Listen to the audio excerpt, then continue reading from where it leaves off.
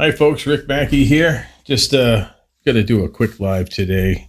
Just wanted to cover a few things that seem to be coming up in discussion a lot lately.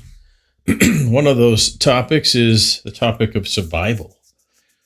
Now, what I mean by that is there's a lot of talk about things like, EMF events possibly happening or some kind of invasion or whatever in the United States or civil war or whatever. There's a lot of this kind of discussion out there, and it doesn't hurt to be prepared, right? To have a few things available. It's checking my feed here. Does not look like it's. And it doesn't hurt to be prepared, right? To have a few things available. All right, I just had to double check that sound. Sorry about the double sound on that. Okay. So, some of the topics that I want to talk about are what are some of the little gadgets that you can get to actually help you in an emergency situation. So, what I'm going to do here is do a little demo on some of the tools that I actually purchased recently. But before I do that, I got to switch over to the browser. And now I'm not selling these products. These are just products that I did some research on that I think you might find interesting. So we go to for.com.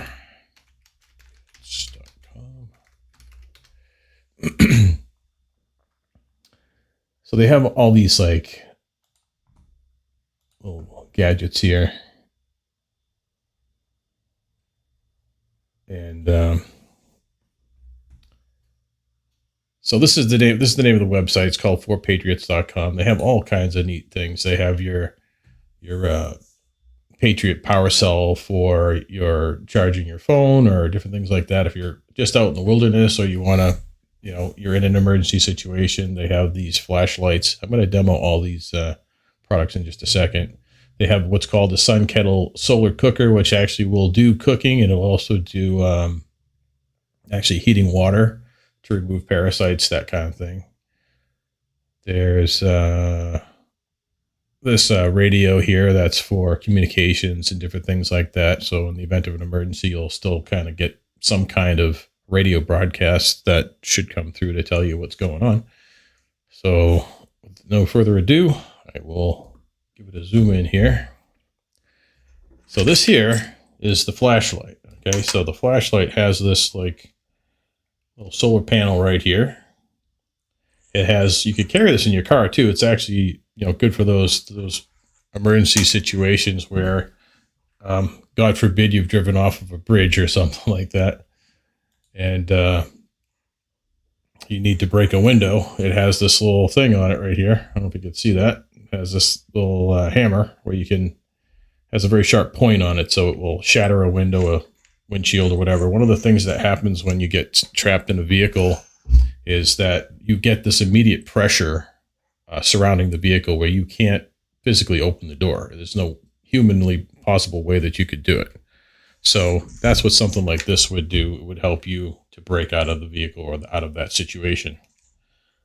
So on this side, you have a seatbelt ripper. We'll actually rip the seatbelt or open a bag or whatever you want to do. It has, if you get lost after the fact and you need to find your way, it has a little compass on the end here. Also, you can charge your devices with this as well. So with the solar panel and this thing fully charged, this will charge a cell phone through the USB port here.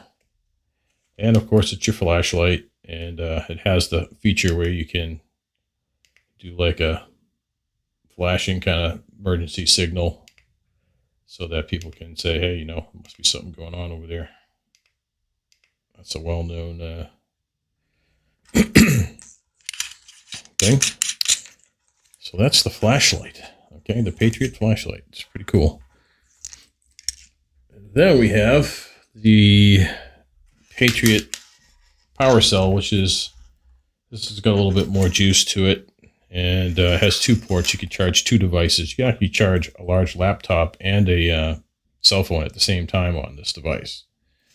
it has enough power to do that apparently. And this is a full flat solar panel here.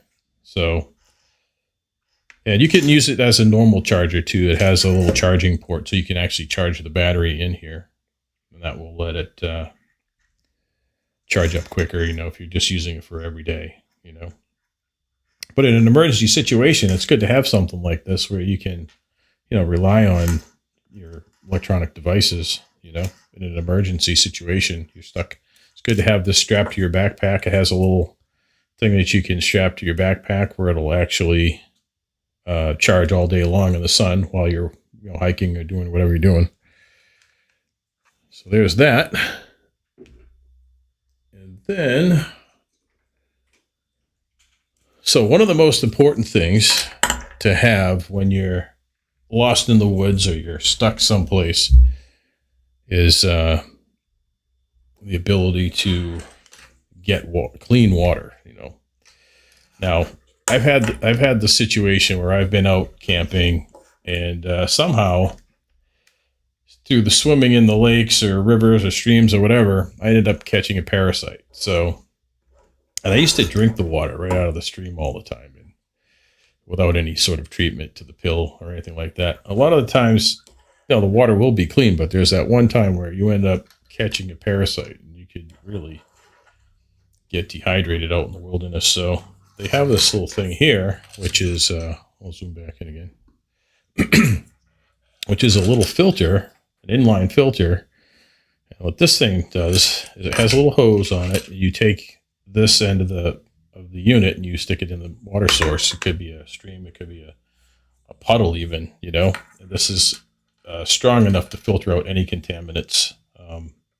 And just use it like a straw. You just sip on it and get as much water as you can. You can even sip and spit into a bottle if you need to carry extra water, you know, with you in an event that you get stuck somewhere and you got to stockpile your water.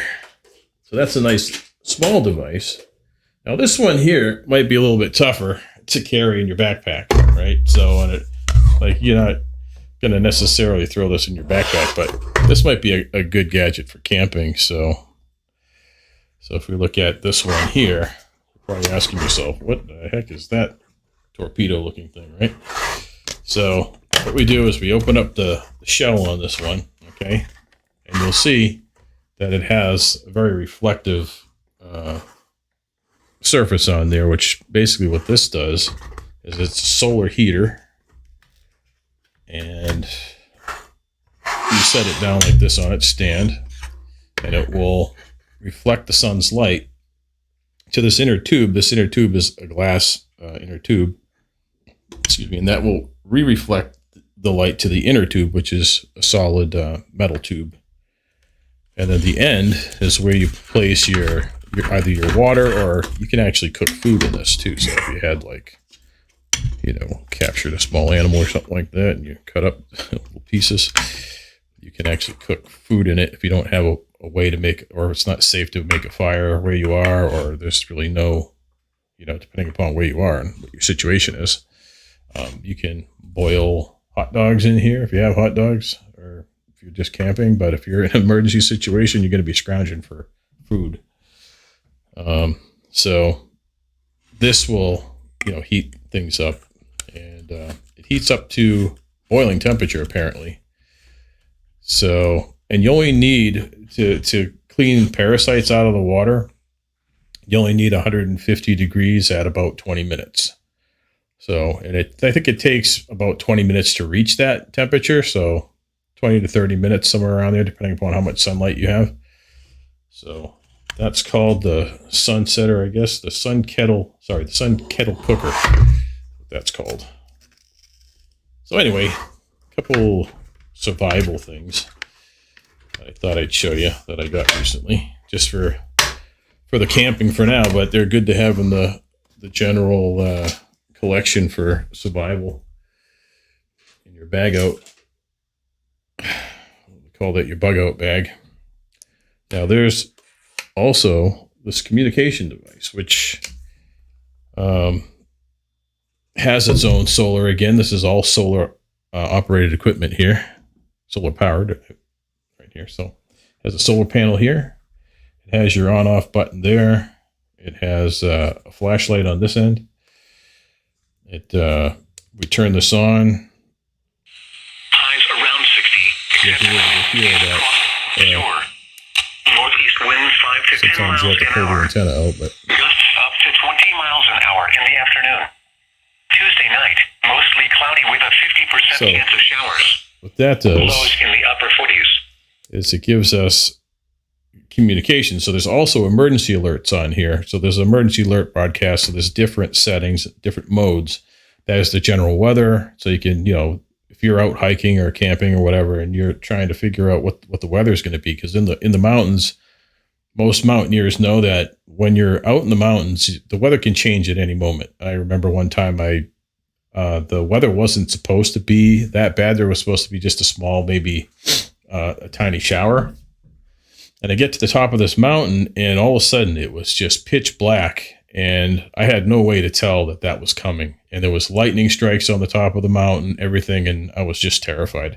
We ended up having to turn around and go back. We hiked all day to get to the top of this mountain. We never reached the top, and the weather came along, and there you go. So, and we didn't even know if we could wait it out because we had no idea how long that was gonna be there for. So, okay, so let's see. What else do we have on here? We have just the regular AM, FM radio. We have all that kind of thing. And so even if you don't have sunlight for this charging here, and again, you can clip this to your bag, if you do have a sunny day, and just have it be charging as you're walking. But it also has this backup little generator thing. So you can actually crank it a few times, and it actually generates the battery. It's pretty cool. So I thought that was kind of nifty. These are just nice little tools to think about when you're out there in the wilderness, or even if it's just recreational, or you're thinking about doing some prepping for what might happen down the road. Oops, okay. So there's that. So I thought I'd just share that with you. And then what I wanted to do, if I can, is if anyone's interested in posing any questions or having a discussion here.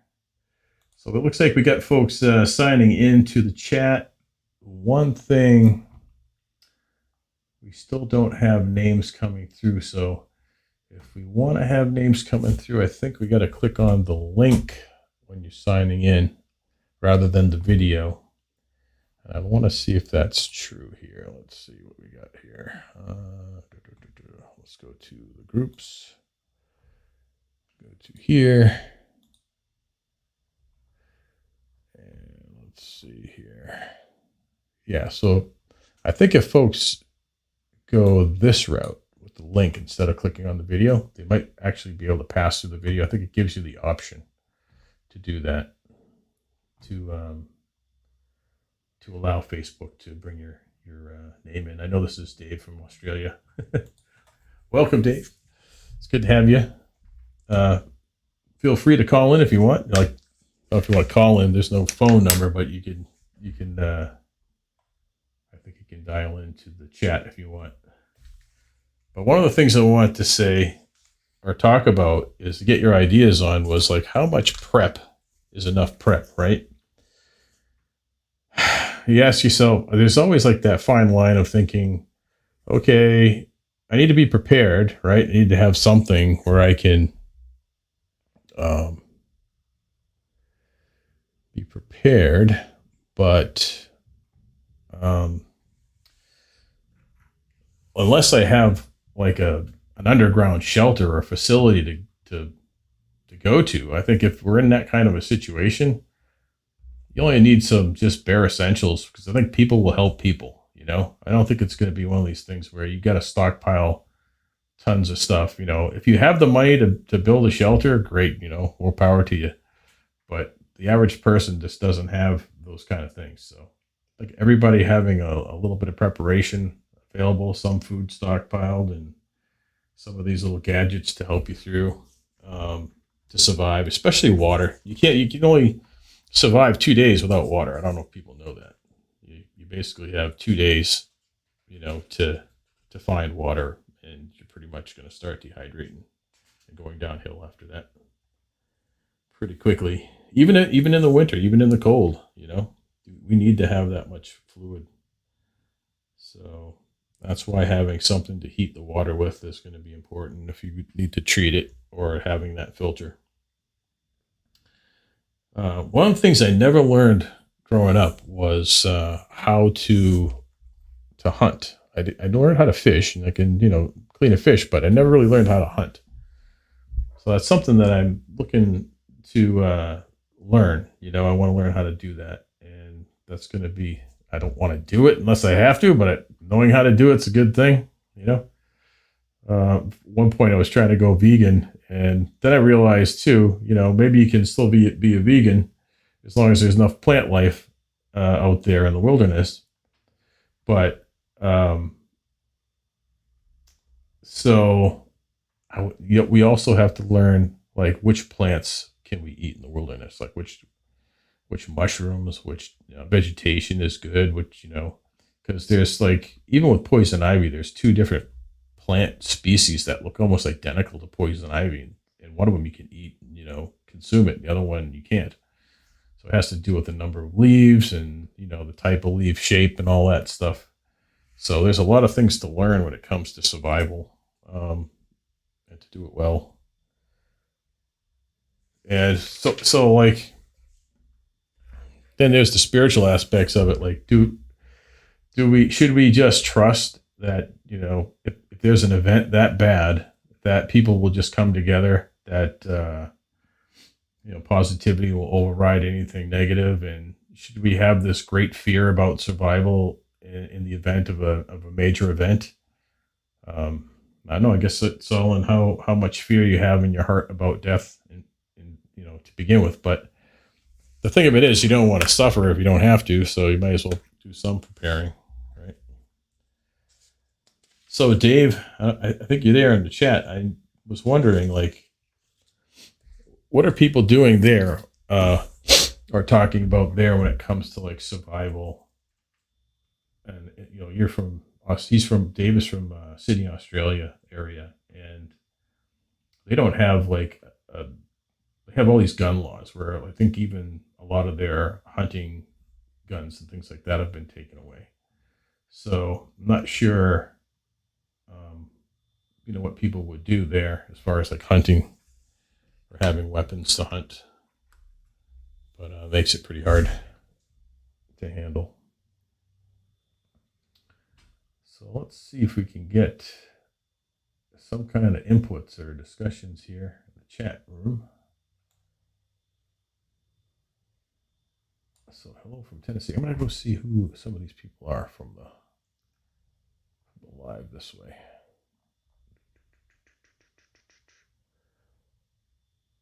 Tennessee, there you go. Okay, all right. So I don't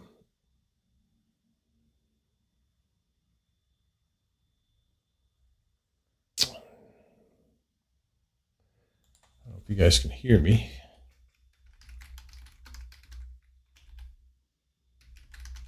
Oops.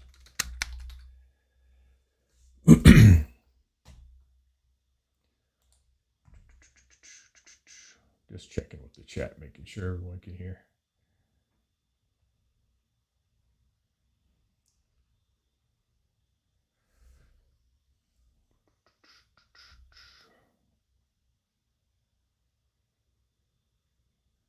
Okay, good. Yeah. All right, so folks can hear. So yeah, unless somebody wants to call in, I guess we may have to call it a night, because I really only wanted to dial in and share the survival stuff with you real quick, and then maybe have some folks dial in and have a conversation about some of these things. It's kind of hard to, like, I don't have all the answers myself when it comes to that. I was kind of like looking to get folks' opinion on, how they felt about prepping in general. Like, do you think that these preppers, these people who dig these underground facilities and stuff, are just crazy, or what do you think?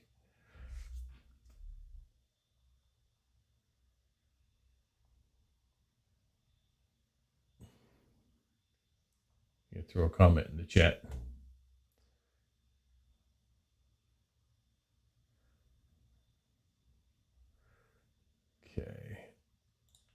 Yeah, unless somebody wants to call in, I guess we may have to call it. How did that happen? Let's see. Okay, so Elise says she has prep, so I want to figure out what she's done. If I can get this on. I don't know if you guys can see that. Oh, does that come through on the live? If I'm showing the comments, let me just check. Sorry, I'm learning a lot. Learning this system a little bit too. It actually doesn't come through. I wonder why. I think it does if you sign into the Restream instead from here.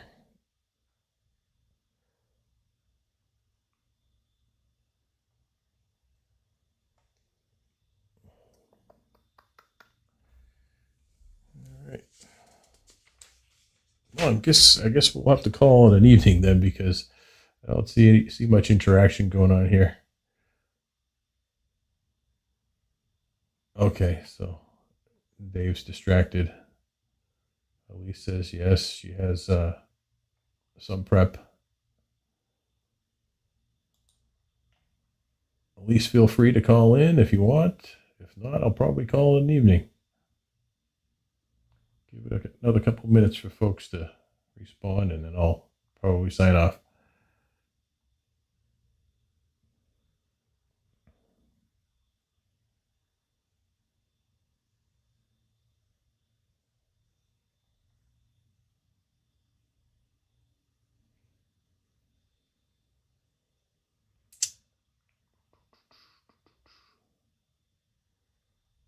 Let's see. It's important to have a shelf stable.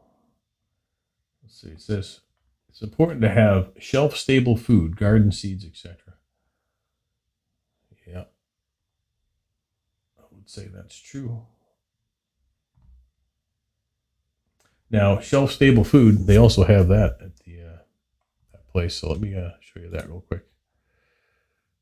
Let's go back to here and browser. So if we go here real quick and we take a peek at the survival food, they do have this long-term survival food as well. Like a lot of these kits that you can buy. I think this one is like a 4-month pack. It's either a 3 or 4-month pack. I mean, it's enough food for 3 or 4 months for a small family of, I think, 4 or something like that to survive. Of course, if you ration your food every day, you could probably squeak more out of it, but they have all these different kits that you can buy. This is a 4-week survival, just a small one you can, sample. They have all kinds of stuff, but the shelf life on this stuff is like 25 years. So this is true packaged in a way that will last a very long time. Scrambled eggs. Okay, so this is probably like some kind of powdered egg that you just mix with water. Well, they have all kinds of stuff there. It's kind of neat. Probably worth, taking a peek at that sort of thing. When it comes to seeds, though, you have to know how to care for them. You have to have the means to care for the plants too, and who knows what the situation will be. Can't hurt to have them on hand. That's for sure. So,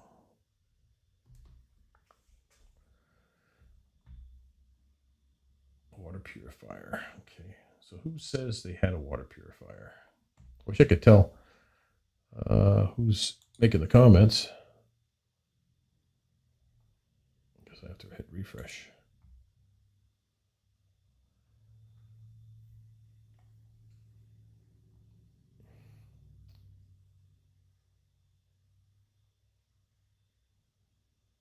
Okay, Elise. Yeah, I wonder why. Folks, in the future, I think if you go to your settings in Facebook in the application, the Restream application, I think you can allow Facebook to show your name to the application. You have to give it permissions.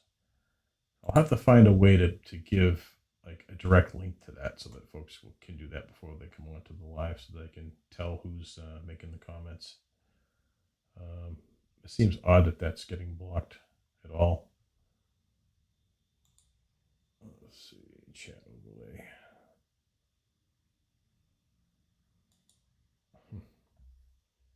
Anyway.